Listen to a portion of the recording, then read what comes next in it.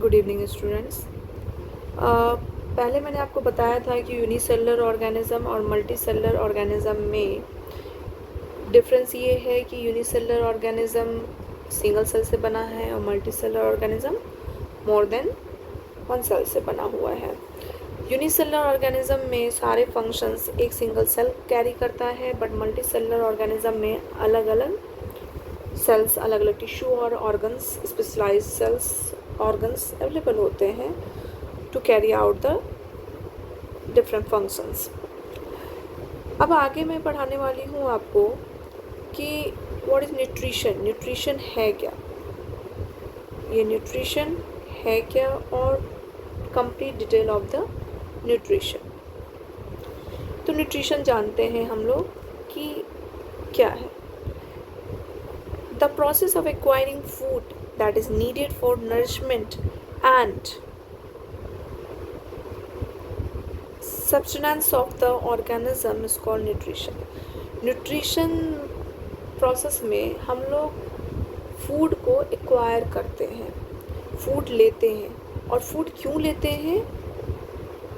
ताकि हमें हमारी बॉडी को नरिश किया जा सके to fulfill the requirement of different nutrients like carbohydrates, vitamins, fats, protein।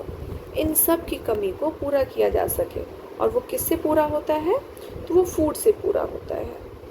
और ये जो न्यूट्रिशन है that is mainly of two types. एक ये ऑटोट्रॉपिक न्यूट्रिशन होता है और एक होता है हेटरोट्रॉपिक न्यूट्रिशन। कौन सा? हेटरोट्रॉपिक न्यूट्रिशन होता है। तो ये ऑटोट्रॉपिक न्यूट्रिशन और हेटरोट्रॉपिक न्यूट्रिशन के बीच डिफरेंस क्या है? बहुत सिंपल सा डिफरेंस है। ऑटो का मतलब हुआ, इस ऑटो का मतलब हुआ अपने आप, खुद। ठीक है, तो जो अपना खाना खुद बनाता है, अपना अपने न्यूट्रिशन की कमी को खुद ही पूरा करता है, उसकी रिक्वायरमेंट को खुद ही पूरा करता है। लाइक ग्रीन प्लांट्स, वो फोटोसिंथेसिस प्रोसेस से अपनी रिक्वायरमेंट को खुद ही फुलफिल करता है। तो जो आपका ग्रीन प्लांट्स है that is the example of autotrophs. Autotrophs क्यों कहा जा रहा है उसे? क्योंकि उसके अंदर जो न्यूट्रिशन प्रोसेस हो रहा है that is autotrophic nutrition. Okay, अब आते हैं हम हेटरोट्रॉपिक न्यूट्रिशन पे। जो आपका हेटरोट्रॉपिक न्यूट्रिशन है वो होता है आपके एनिमल्स में, बैक्टीरिया में, फंगाई में, इन सब में हेटरोट्रॉपिक न्यूट्रिशन होता है। अब हेटरोट्रॉपिक न्यूट्रिशन भी 3 टाइप्स के होते हैं, होलोजोइक, सेप्टोफाइटिक या सेप्टोट्रॉपिक भी कह सकते हैं आप उसको, और पैरासिटिक। ओके, क्लियर होगा? आई थिंक यहाँ तक आप लोग को समझ आ चुका होगा। आपको ये भी समझ में आ गया कि ऑटोट्रॉपिक न्यूट्रिशन जो है वो ग्रीन प्लांट्स में होता है by which process? Photosynthesis process. Photosynthesis process होता कैसे है? वो अपना खाना, फोटोसिंथेसिस प्रोसेस क्या है?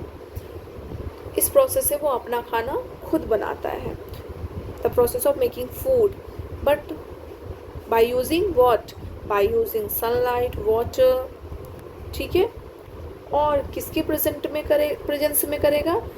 तो क्लोरोफिल के प्रेजेंस में, क्योंकि क्लोरोफिल क्या करता है? सनलाइट से लाइट एनर्जी को एब्जॉर्ब करने का काम करता है। और लाइट एनर्जी का काम क्या है? जो वाटर रूट्स ने लिया है उस वाटर में हाइड्रोजन और ऑक्सीजन होता है। तो वाटर को तोड़ना हाइड्रोजन और ऑक्सीजन में, ताकि जो हाइड्रोजन है वो कार्बन डाइऑक्साइड को रिड्यूस कर सके और उसे कन्वर्ट कर सके कार्बोहाइड्रेट्स में, जिसको आप टिपिकली कहते हो ग्लूकोज में कन्वर्ट करना, जो कि एनर्जी प्रोवाइड करेगा। और क्लोरोफिल बहुत एसेंशियल होता है।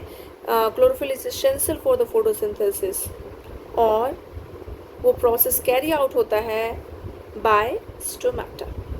आपको अच्छे से पता होगा ये। और एंड द ओवरऑल रिएक्शन क्या होता है फोटोसिंथेसिस का? ओवरऑल रिएक्शन होता है ये। That is very very important part of photosynthesis. कभी भी आपसे फोटोसिंथेसिस पूछा जाए तो आप ये इक्वेशन लिखोगे एज इट इज़, ठीक है। और आपसे ये भी पूछा जा सकता है कि ये उसमें कौन कौन से इवेंट्स होते हैं। तो कौन कौन से इवेंट्स होते हैं, तो उसमें होता है absorption of light energy by chlorophyll, यानी पहला प्रोसेस है एब्जॉर्प्शन, दूसरा प्रोसेस है कन्वर्जन एंड तीसरा प्रोसेस है रिडक्शन।